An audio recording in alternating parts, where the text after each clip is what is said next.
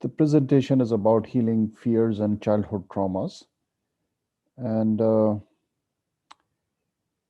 it's interesting that realization that I got, it was quite shocking to me when I really got to the realization that pretty much everything in life originates in childhood, meaning it is seeded in childhood.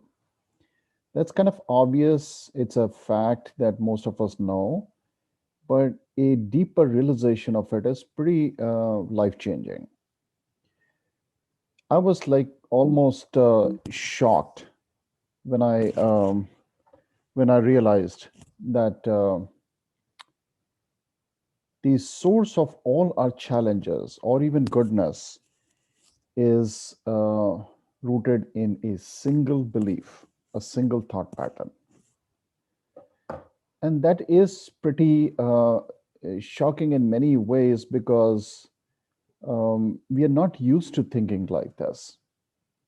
We are not used to thinking that everything originated in childhood from a single belief.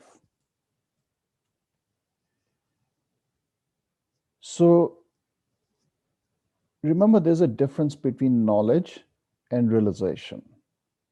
Knowledge is the first step, and realization takes quite a bit of work to realize the knowledge. So we all know at some level that we are all divine beings and we are good people and whatnot. But to actually realize it is a whole different story. And it's the realization that makes the difference, not the knowledge. Well, knowledge is important or knowing is important, but it is the realization that is critical. So the realization that I got eventually was that every single challenge in life that we encounter or have encountered or will encounter for the rest of our life originates from a single belief. And this belief is picked between the age of 2 and 3 precisely, not before, not after. There's a lot of confusion in the spiritual world about um, uh, issues and challenges we picked up during ages before 2 or in the womb kind of issues. There may be some truth to it, but the real problem happens between 2 and 3. And of course, I'm going to talk more about it. Now, you may say, how is it even possible that even a single belief becoming the root of every challenge or goodness in life? One single belief, one single thought pattern. And as we go along in life, we come across so many different experiences. And to say that all of them are somehow related and originating from a single belief is kind of a little hard to grasp. But if you take the example of, let's say, an oak seed or oak tree, it comes from a single seed, right? The DNA, so to speak, of the entire oak tree, the entire manifestation of that oak tree is based on a single seed. So it's if we take that analogy, it's not hard to see how our entire destiny, our entire life can be revolving around a single belief that we pick up at a young age. Of course, there are patterns that come from past lives, but they all culminate into something in this life at a very young age from a single source. Now, this is both good news and bad news. Once we really realize this, it's both good news and bad news. The good news is that if we are able to identify and fix this one problem, one belief, if it can change our entire life and destiny, that is real good news, right? Otherwise, we are so used to um, solving one problem at a time in our life. We have different problems, different issues, health, relationship, this, that, whatnot. And fixing those issues one at a time is very time consuming and very problematic. So that's good news that if you can find the source, a single source, and it solves a lot of problems simultaneously, it will speed up things quite a bit. Now, the bad news is that we are not mentally trained to see things like this. We look at the manifestation. That's how we relate to the world. We see manifested things. And that's how we start to solve problems, is looking at manifested problems. So if somebody's got health problems, we look for solutions at the health level, physical level. If got somebody's got financial issues, we look at the financial issues and try to solve that financial issue.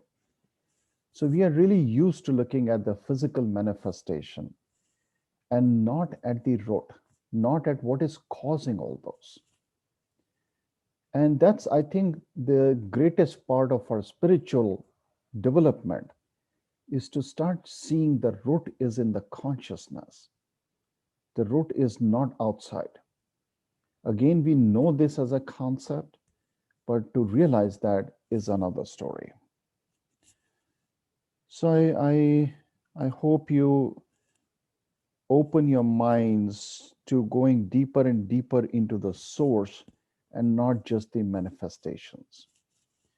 When we really are able to work at the source level, then things become much simpler in a way. Now, before I go more into that presentation part, I'll give you a very short background because it has some relevance to it. So I was born and raised in India, and I grew up in a highly dysfunctional family. I felt lonely, isolated, depressed, and terrified all the time. Now, what is interesting is that there was no external traumatic events. There was nobody beating me up and all that kind of stuff. Not that I remember actually. But all this was very subtle in nature. The kind of um, experiences I got with my parents and the environment was not a very pleasant one. But I cannot relate it directly to some physical the event that caused it. So that the point I'm making is the trauma does not have to be physical in nature. The good news is that I developed a deep interest in spirituality at a very young age. And I started meeting many spiritually advanced teachers fairly young. I read the book Autobiography of a Yogi when I was 7, and it really changed my life in a lot of ways at that time. And I was very blessed to meet some of the greatest teachers and masters this earth has ever seen. On the left hand side is Goswami Kriyananda. He was one of my direct teachers. And he was in the lineage of Yogananda Paramahansa, which some of you may know is the author of the Autobiography of a Yogi, a profound book. And then I came to the US in 1990, got my master's in computer science. Then I worked at Motorola for 16 years in Chicago, where I pioneered the development of 3G and 4G cellular systems. Eventually, I got tired of the corporate world and I decided to make my passion as my profession. Over my lifetime, at least in this lifetime, I've calculated the number of hours I've done meditation and metaphysical research. I have counted about 100,000 hours. And at the age of 7, I discovered that I had some special powers and healing capabilities, but that just the gift was not enough. I really had to work hard on it. Now, going back to the presentation, so what is the problem we are dealing with? As they say, knowing the problem is half the solution. And it really is true.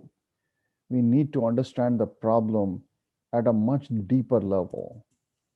Otherwise, we'll be trying to solve the wrong problem and we'll never get to our goals.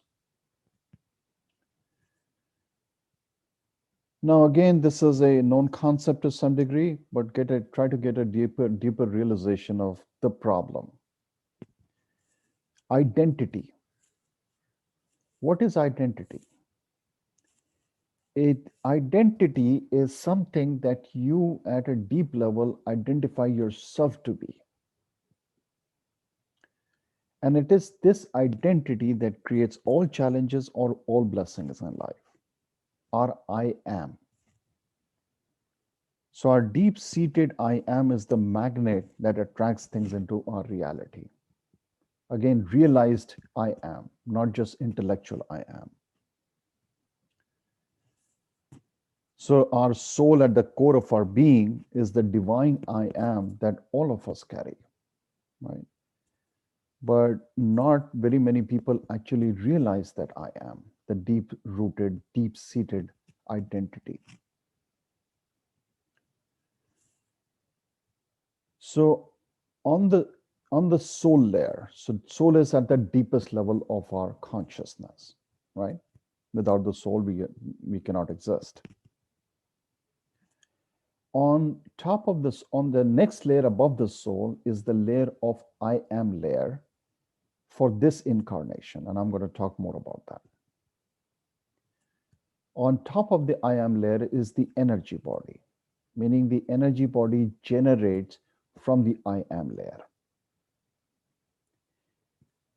It's an important point because many people mistake the energy body as who we are. And that's not true. There is something deeper than that. Then, on top of the energy body is the feelings layer. Our feelings generate from the energy body. Then, from the feelings, generate the mental body, our mind, our thoughts, our beliefs, our patterns, thought patterns. And then, from the mental body, generates the physical body. This is a very important concept to grasp, that these layers are very significant. So let me give you an example, as just an example right now. So the I am layer, let's say in this lifetime, somebody chose to become a doctor. Now, when this person really identifies himself or herself to be a doctor, and when they're walking around, you will see them exude the energy of a doctor, which means the energy body is actually a derivative of their identity.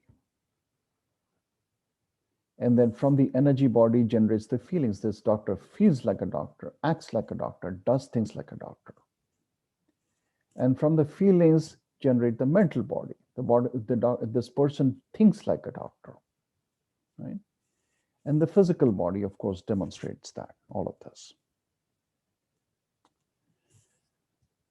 Now, I would recommend take a moment to become aware of the identities that you came with in this lifetime. Think of identities in this lifetime as clothes your soul chose to wear in this lifetime. It's wearing a set of clothes. So, what kind of clothes did your soul decide to wear for this lifetime? For example, you may have chosen to be a man or a woman physically. That's a cloth that you're wearing. The soul is wearing in this lifetime. Then you may have chosen to have a family and become a mother or a father. That's an identity. I'm a mother, I'm a father.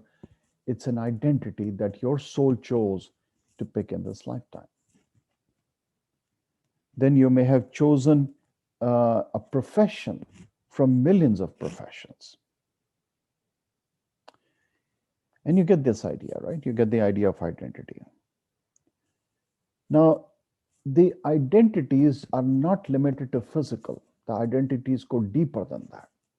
Am I good or bad are more subtle identities that have a very significant role to play. If you think about it for a second, modern medicine mistakenly calls some of these identities as genetics. And believe it or not, there is no such thing as genetics, genes. There are only deep-rooted identity patterns. Usually we pick up an identity from a parent, right? And you know this, like our parents had certain behaviors and had habits, and we pick those up. They're just almost deeply ingrained. What is that? It is a pattern, thinking pattern, behavior pattern, belief pattern that we picked up from the parents. But modern medicine calls these genes, that we are demonstrating some genes from the parents. And they really are not genes. Everything boils down to mental thought patterns, deeper identity thought patterns, feeling patterns, consciousness patterns, whatever you want to call them. So I already talked about these various layers, very significant to remember them. Soul, then on top of that is the I am layer. From the I am layer generates the energy body. From the energy body generates the feelings, and so on. Now, let's talk a little bit more about the I am layer. There are sub-layers to the I am layer, and these are very significant for our understanding. So within the I am layer, there are three layers. One is the soul incarnation I am, meaning what did the soul choose your destiny to be? What did the soul choose this incarnation to be like? What kind of identity did the soul choose for you, or you chose for this lifetime?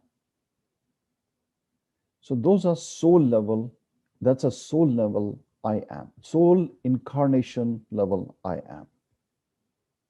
It is not the soul is deeper than this.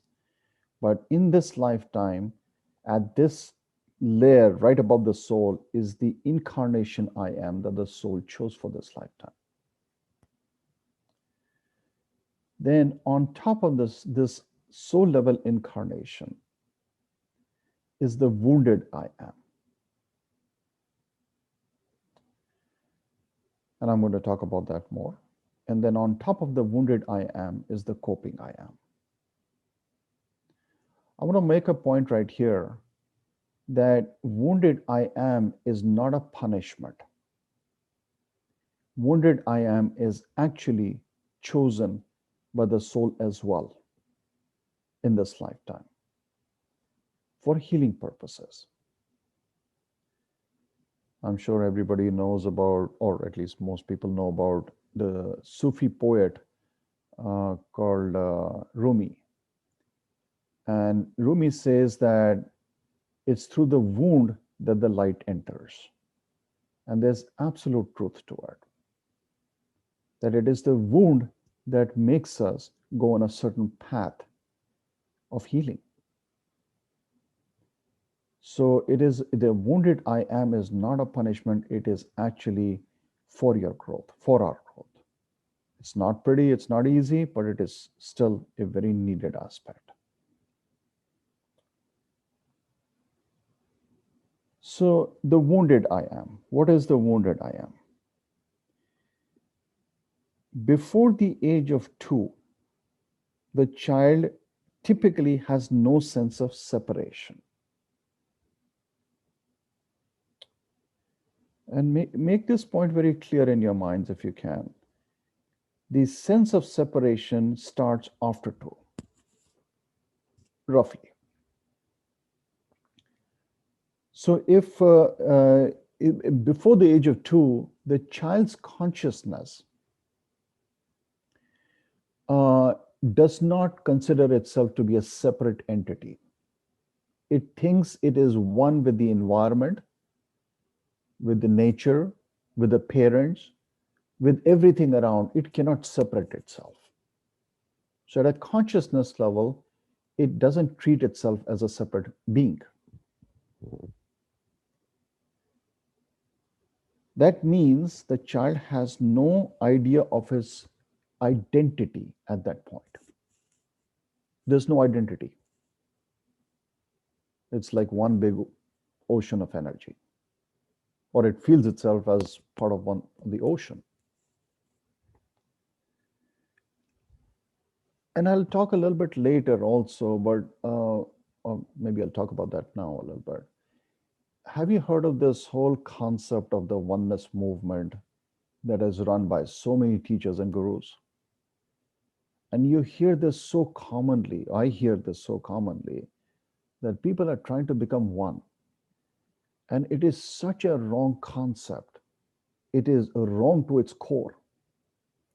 The universe did not send us here to become one. We already are one. The universe sent us here to become separate, to individualize, to separate yourself into a separate human being and come up with your own identity in this lifetime. So, of course, I'm not going to change your mind on this, but if you are into this whole oneness movement, please rethink your concepts there, because it is going the other direction. It's going the wrong direction. All the flowers are not the same. The flowers are different. People are different. The whole creation on this planet is of individuation. It's like different aspects, different colors, different people. There's the diversity that is bringing the colors to the planet. So it's very important to realize that we are here to individualize. And Carl Jung talks beautifully about that. And I am a really big fan of his work. So going back to the point that between the ages of 2 and 3, roughly, is when the child for the first time becomes even a little bit self-aware that it is separate. You know this terrible twos thing, right? Where the children say no. What are they really saying no to? They're saying no to that I'm a separate person. I'm not one with you. I'm not just going to follow you, right? So that is an indication they're trying to separate. They're trying to become their own self. So between 2 and 3, precisely between 2 and 3, the child picks up its identity for the first time, starts to become aware, okay, I'm a separate being. And the impression it gets about who I am at that point, when it starts becoming aware, is pretty dramatic, and it's very long lasting. It gets very deeply rooted at a very young age, between the age of 2 and 3, of what it starts to think it is itself to be. Just imagine for a second, as an analogy, you wake up sometime for the first time in your life, let's say, and you see yourself in the mirror. You see yourself for the first time in your life in the mirror, and you see an image. It creates an impression that will last your lifetime, right? It's that kind of an image, impression, that is created in a child's mind, that it is seeing itself in the mirror for the first time. Now, what is the mirror at this point? Child is not self-aware to see itself by itself. The mirror is the parents, typically. The parents are reflecting a certain image back to the child.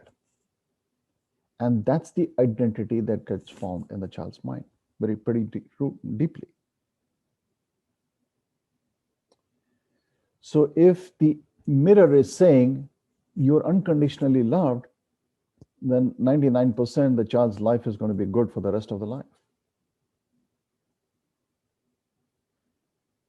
But unfortunately, for most of us, not unfortunately is probably not the right word here. What normally happens is that we see ourselves through distorted lenses, distorted mirror. There's one of those funhouse mirrors kind of a thing. So our image of ourselves get distorted very, very early on, and it gets very deeply embedded. So identities such as I'm not safe, I'm not loved, I'm not good enough, I'm a bad person, I'm guilty, there is something wrong with me, so on and so forth, are some of the common wounded I ams that get set up for most of us.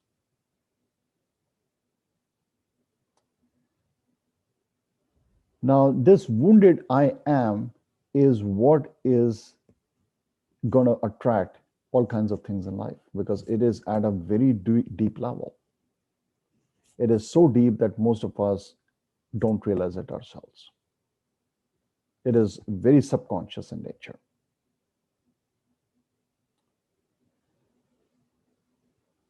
And there are so many different types of identities that can get formed as a wound. I'm just going to repeat this that I'm not talking about the trauma doesn't mean getting physically hit on the head, which may also happen. I'm talking about distortion of the identity as the trauma. When we start to perceive ourselves as something we are not, I believe that is the biggest trauma a child can experience in life. It is something equivalent to getting hit so hard on the head that we cannot even recognize ourselves anymore, metaphorically speaking.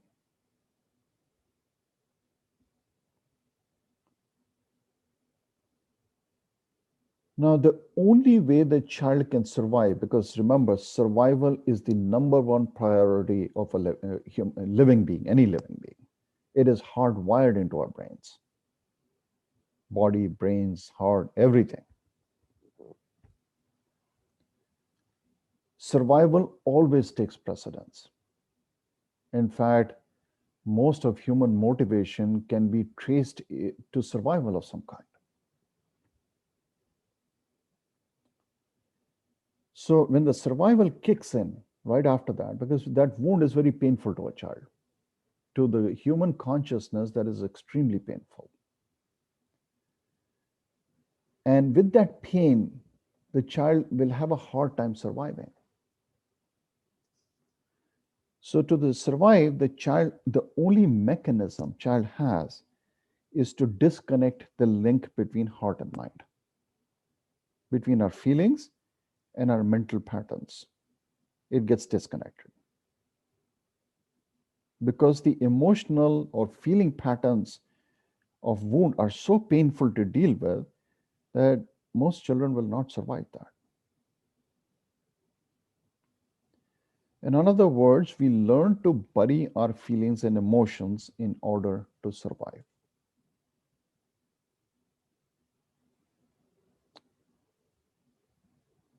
So there's a disconnection between these two layers, the mental body and the feelings layers. And don't underestimate this. This is pretty profound. The mental body is really capable of creating delusions at all kinds of levels. And I see this all the time for myself and for the clients I work with. The delusional state of the mind is so large, it's unbelievable. I hear all the time, I had these psychic experiences, I had loved, I'm connected with my divine, I've had these experiences. And that's great. I'm not denying that. The problem is, many times the mental body can generate those delusions. Something similar to psychedelic drugs. It will give us a high of some kind, but that is not a real change. That is not self-realization based. Self-realization requires a very different approach to healing. So don't underestimate the power of the mental body. It can create all kinds of experiences we call so-called good experiences, but they may not be healing at all in nature. Now comes the coping I am. That's the part of the coping mechanism, is to disconnect between the heart and the mind. So the coping I am layer is about creating a mental concept of who we are. A mental concept of who we are. And I'll talk more about that. So coping I am is like a band-aid on top of the wound, the wounded I am. And believe me, the band-aid works for years and decades to protect the wound. We can live with this band-aid for a long time before even realizing anything. However, that's not what the universe has in mind for us. The wound inside will start to fester at some point, almost guaranteed. We cannot bypass this. And sometimes the wound comes out and festers in pretty nasty ways. And the degree of nastiness is unbelievable.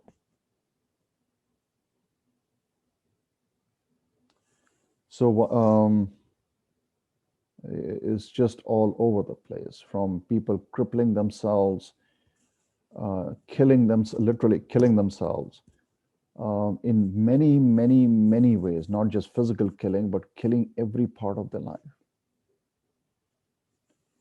And we are still not able to get it. If we are still not able to get the core issues and heal the wound, then the universe comes out louder. I hear it so many times. Oh, my life was so good like 10 years ago when this was there and that was there. And of course, absolutely. But then when it starts to go downhill, we start to struggle and struggle in ways that are not useful for our healing purposes.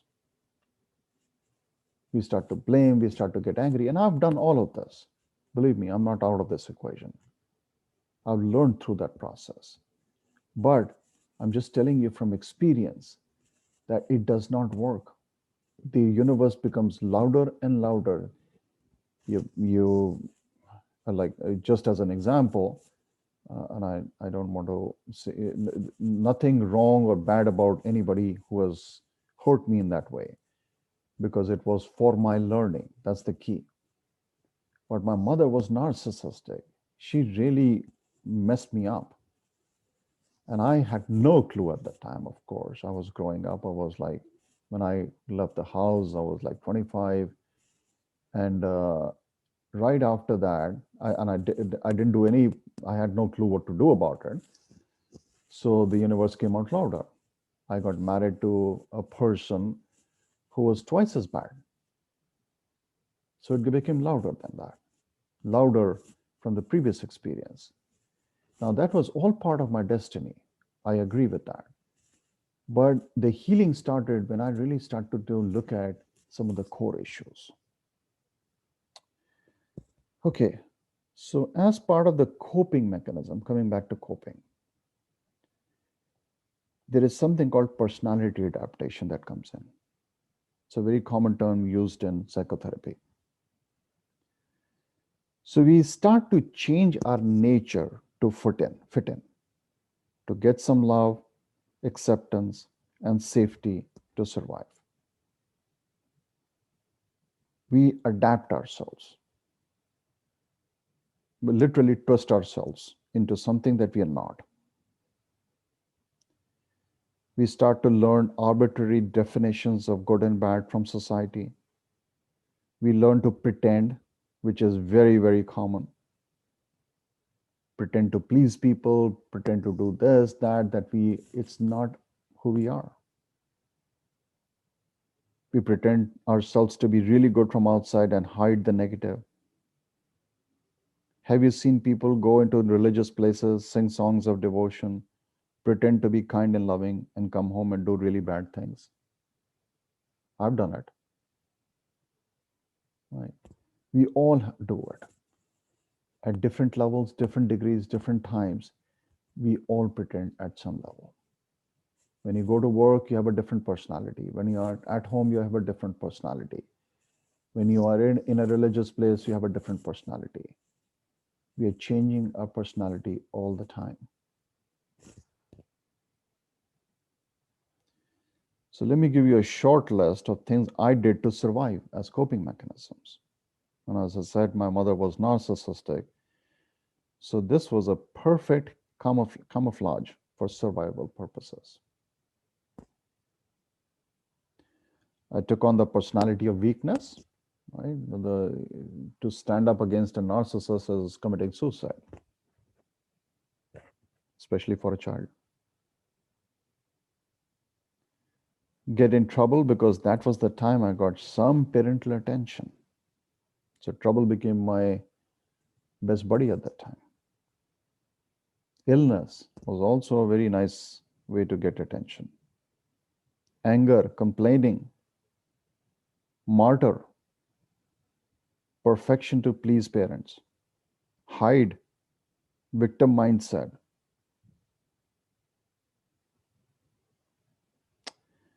Take a moment to think about what kind of coping mechanisms have you applied to survive.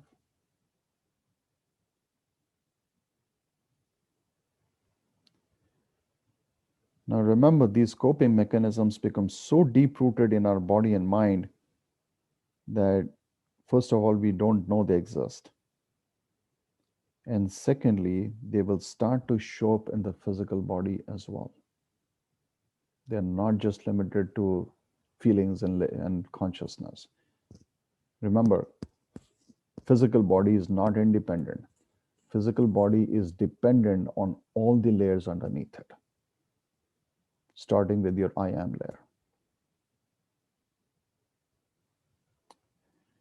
Now, as a part of the coping mechanisms, we start to cut off pieces of our being so that we can fit into the society.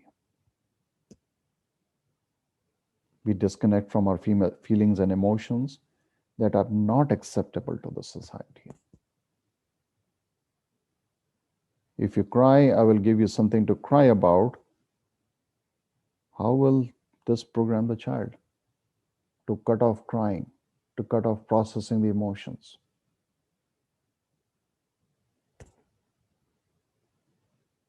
We start to seek perfection to meet the expectations of the parents and society. And each of these pieces that you cut off from your consciousness, it will come back to bite you eventually, most of the times in a pretty nasty way. Because the universe has sent us here to become whole and complete, not part being cut off in pieces. And it's a lot of work.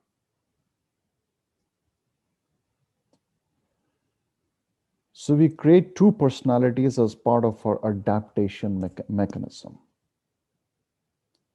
Parts of us that are visible and parts that are not. Now, please note that the hidden parts of us are so hidden that even we cannot see them. It's not easy. And the whole life journey is really, the healing journey is about integrating back these cut off pieces. And I try to give an example here that if you can take a photograph of a person's consciousness, this is what it will look like. There'll be holes in it. The pieces that we have cut off from our consciousness, and you take a picture of that consciousness, this is what it's going to look like. Holes in the picture. Now, if you can make a guess, well, it's not just a guess, it's actually the reality. what will happen to the body eventually? If, let's say, there are cut off pieces in the consciousness of the person, what will happen to the body? The body always aligns with the consciousness, 100%. There's no other way.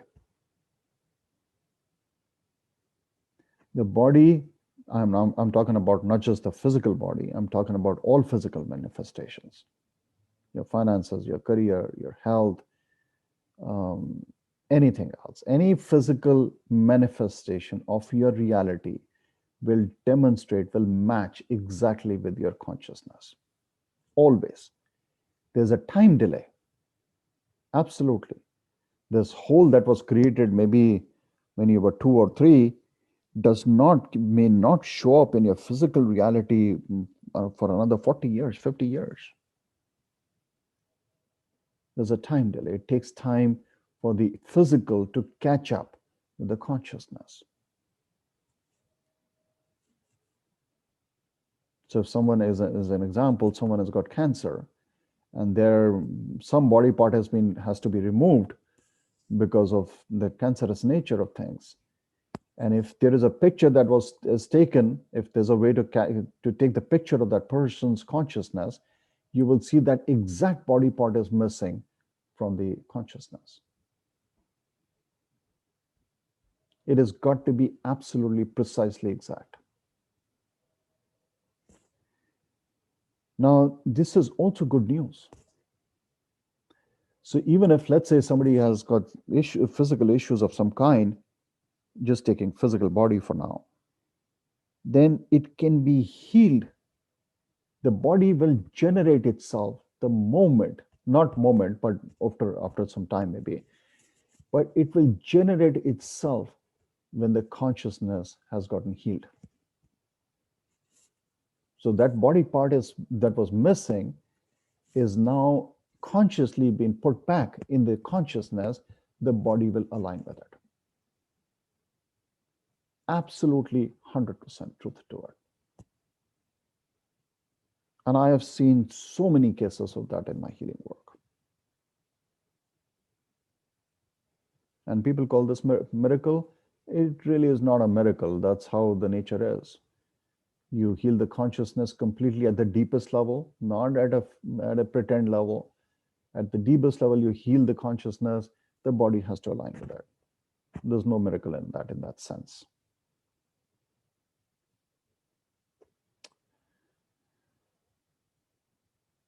So just to highlight this point that we live in a culture where positivity and power are considered good and weakness of any kind is looked down upon. Guess what happens to our weak parts inside? I'm not good enough, I'm not lovable enough, I'm not safe enough. If the society considers these as bad or weak, we will hide them, right? And the society has become hyper positive, trying to become hyper positive. Look at Facebook. Everybody's trying to show their positive sides, which is great. There's nothing wrong with that. But if it is coming at the expense of becoming aware of our weak sides or the negative sides, that weak and the negative will come out some point. You can't hide it. There is an undercurrent of emotions of the wound that flows under the surface. And the more we become aware and the more we can heal it consciously and carefully, the better our life becomes, the more whole we become.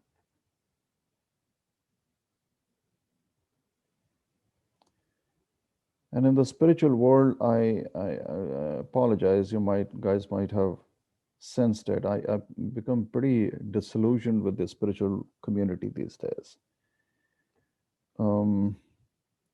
Their ideas, the concepts that so many spiritual healers are talking about is, oh God, for a lack of a better word, complete nonsense.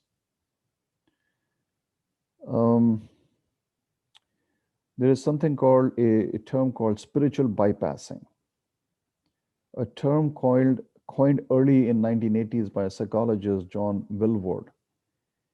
He uses this term to refer to spiritual practices and beliefs to avoid dealing with uncomfortable feelings, unresolved wounds, and fundamental emotional and psychological needs. And that's exactly what I've been talking about. These are the hidden patterns that, if we are not careful in processing carefully, we are setting ourselves up for big trouble. So spiritual bypass is not a good idea. We cannot reach our goals by burying our heads in the sand. What we bury will eventually come back to haunt you.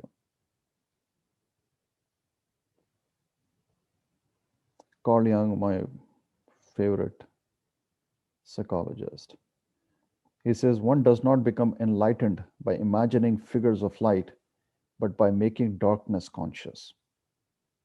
So true. So let me briefly talk about the solution to this.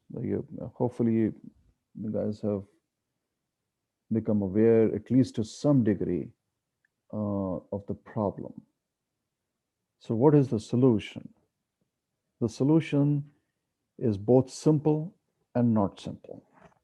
Not simple because we are not used to it, we're not used to thinking this way. Usually, we are trained to bury something uncomfortable. That's how we have been trained since beginning. That's how the society treats everything. You got a problem, bury it.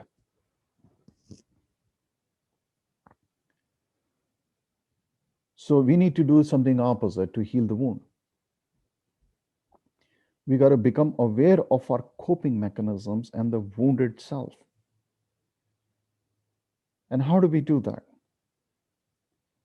So the way to do that is to ask yourself the question: when you're afraid, when you're lonely, when any negative emotion comes up, anger, judgment, hatred, whatever, what do you run to?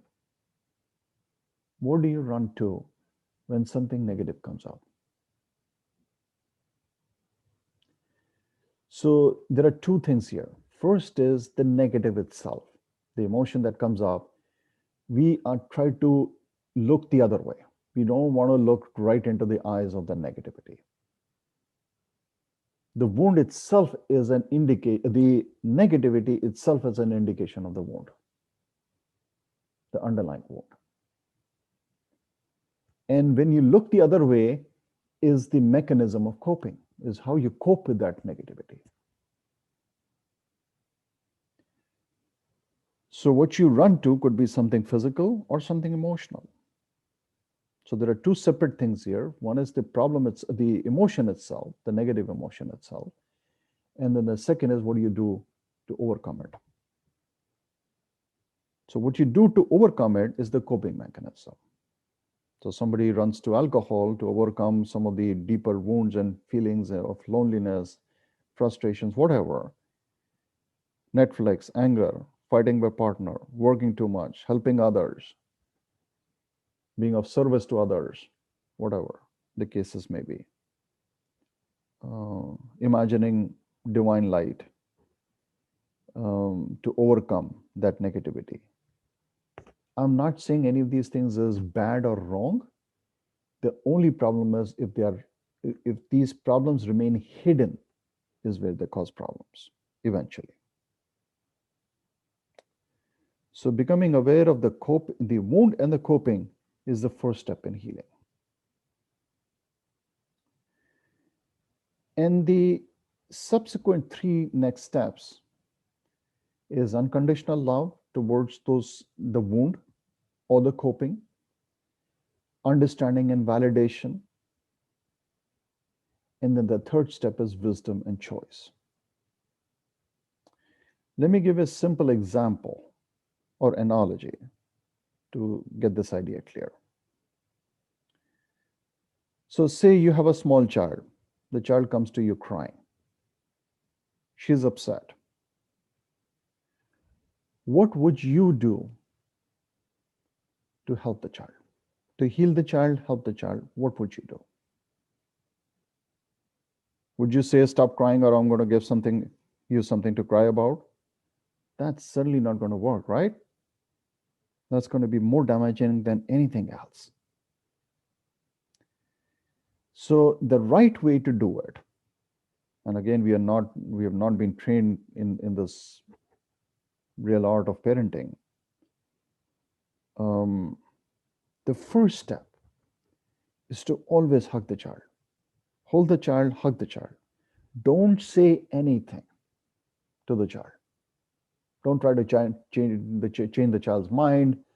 Oh, you shouldn't be upset, or no, come here, or don't give a lollipop to the child to pacify the child either.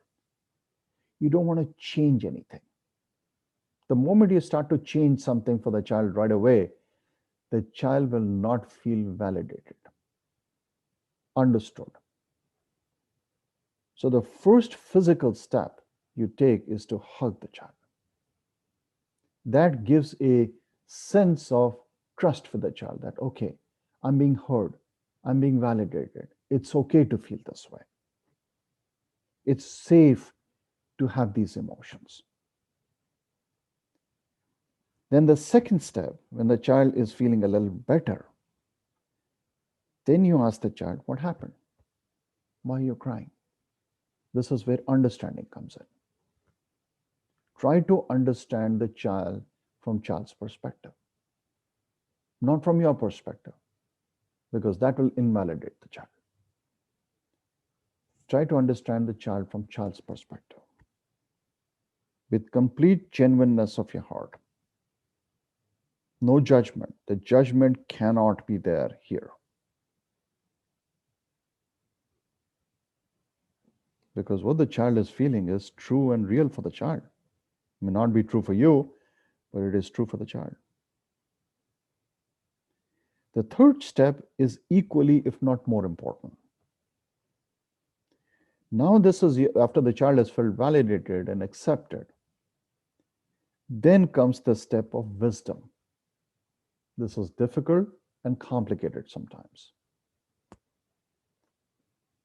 You have to show the child a mature perspective, a different perspective of looking at the problem. A perspective that will bring relief to the child.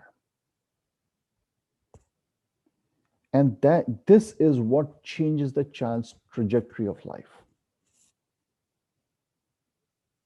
For example, if somebody told a child that you are stupid, whatever the case may be, then you follow these steps, and then you have to show the child eventually that it is not true. There's a different way of looking at it. Maybe what the other person was saying was because of this reason, that reason, whatever. You got to change the child's mind about its identity so that it doesn't get sunken into the child's mind that I'm stupid.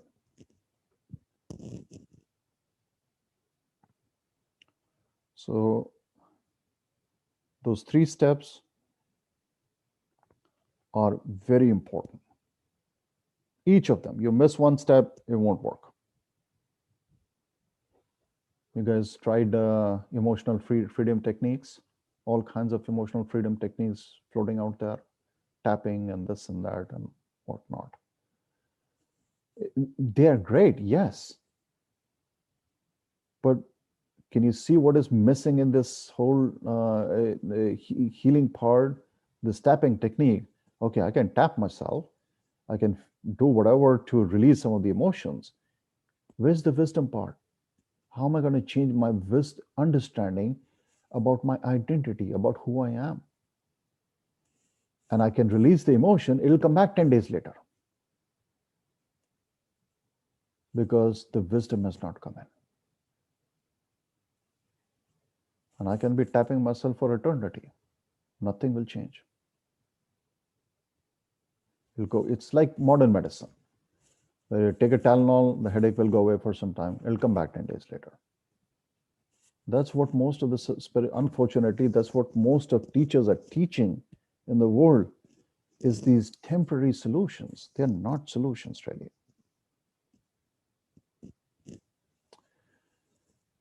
Okay, so accomplishing well being. How do we really accomplish well being? True well being, not temporary well being. I'm not interested in temporary stuff. I want to feel better and healthy and happy and well forever, not for 2 days. And for that requires deeper work, very systematic, deeper work. So the well-being rests on three pillars. It's a platform. Well-being is a platform that is supported by three pillars. The first pillar is self-effort. It's really hard to get anywhere without any self-effort. We got to do some work. The second part, the second pillar, is support from a teacher.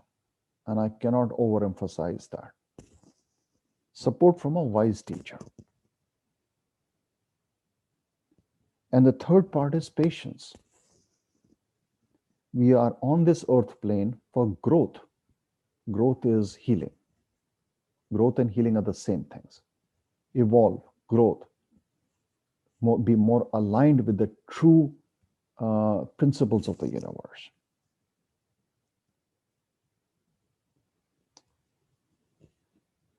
So self-work, as you can all accept, that is, it's necessary for growth.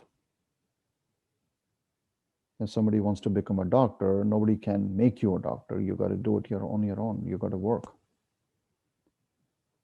However, self-work is a tricky business. Think of like if you want to become a doctor, you cannot go to YouTube and learn how to become a doctor. It just doesn't work. Right? That's why people spend thousands of dollars going to school and colleges to become a doctor. And why is that the case? Because we cannot see our own issues. Same thing is true in healing. We cannot see our own issues.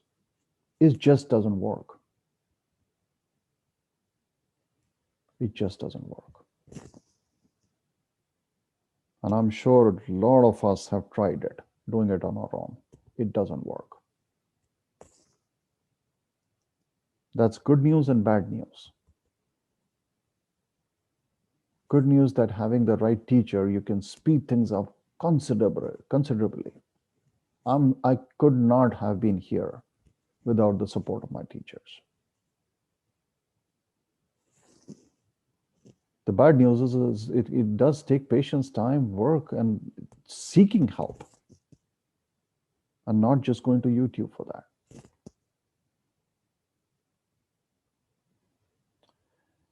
Let me give you an analogy, and let me ask you a question. Imagine you're wanting to go to North Pole to meet Santa Claus. You've always been excited to meet Santa Claus, and you want to go meet Santa Claus now. But you don't have a compass, and you start to go east rather than north. How long will it take you to reach North Pole if you're going east? Silly question, right? You'll be going in circles for eternity and not reach North Pole. That's exactly what people do in spiritual field. Well, the unfortunate part is they try to find teachers who are themselves pretty confused. But it's important to open your eyes as best as you can and ask the question, am I even going in the right direction? Is it working for me? I've been working on this thing for 10 years. Is it working? And at that point, ask the universe, I need help. That's your first starting point to get the right help, is to honestly say, I need help.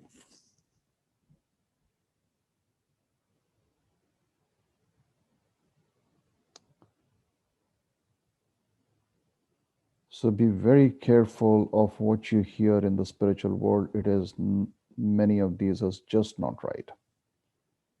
Have you heard of this power of forgiveness?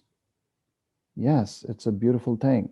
It's the right wisdom, but it could be poison for the wrong person, right?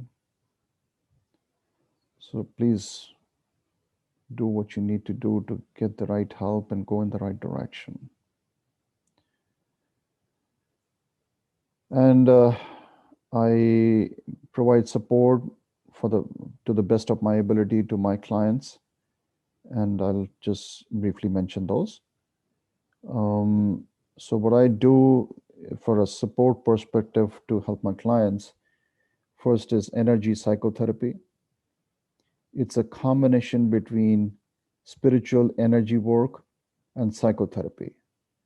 I'm highly trained in psychotherapy, especially Carl Jung's psychotherapy, and also I'm highly trained in energy medicine, energy healing. The combination of these two become very potent. Just energy or spiritual work and just psychotherapy work, they independently do not, they are not very effective.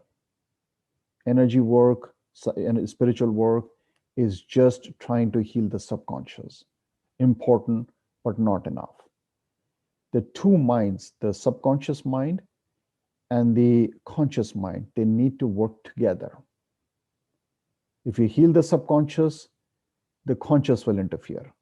If you heal the conscious, the subconscious will interfere and we'll get stuck. So that's where the issue really is, that both the minds need to be simultaneously healed.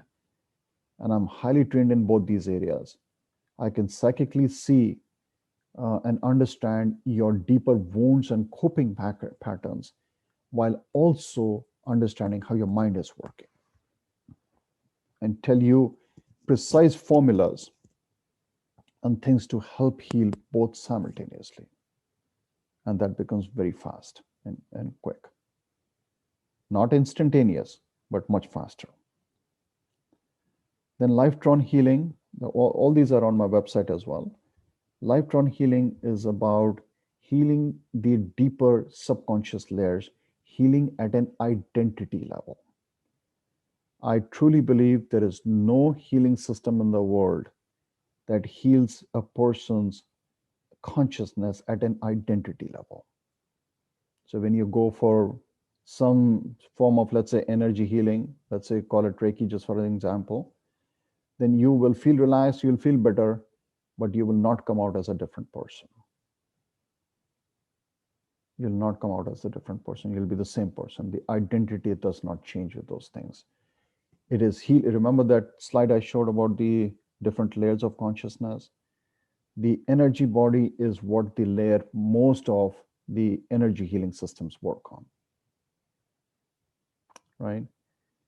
And that is temporary solution. Just like modern medicine, you fix the body, the problem will come back if the deeper consciousness has not changed. Same with mental body, same with emotional body, same with feelings layer, same with the energy body. All these layers, they are necessary, and I'm not denying. We need a massage sometimes to help our body so that we feel better. There's an effect of all the way through. The feelings layer effect, the energy body gets affected when you do a massage. So these are all important ways of healing. I don't deny that. And I completely agree. We need to do that. But at the same time, unless we really change our identity, permanent change doesn't happen. And I truly believe Lifetron Healing is the only healing system on the planet that is capable of altering a person's personality. It is not instantaneous. It doesn't happen overnight. It takes time, but it is very permanent.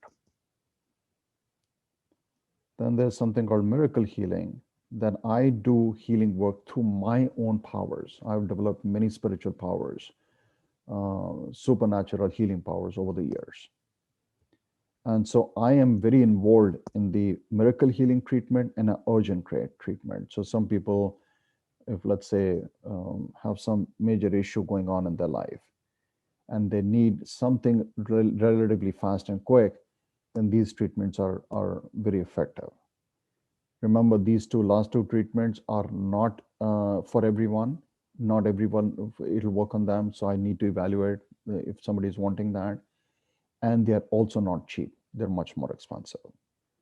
So if you want to start, energy psychotherapy and lifelong healing are probably are good starting points. Miracle healing also works very well for some people. So if you need anything like that, then of course you'll have to contact me. Then the last thing I just want to say is that I'm planning to start a workshop. I'm calling it Orion Healing Process. It's a 6-step process to heal the identity consciously, like meaning you do the work of healing your identity yourself.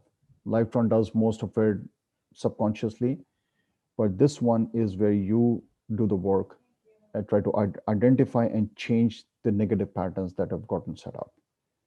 And it's a paid workshop, it's not free, but we're going to do many cases there. So you will follow the steps, and then I'll bring up different people to share how their identity has been changed and fixed by doing that process. And you'll see quite a big shift happening when you follow these steps carefully.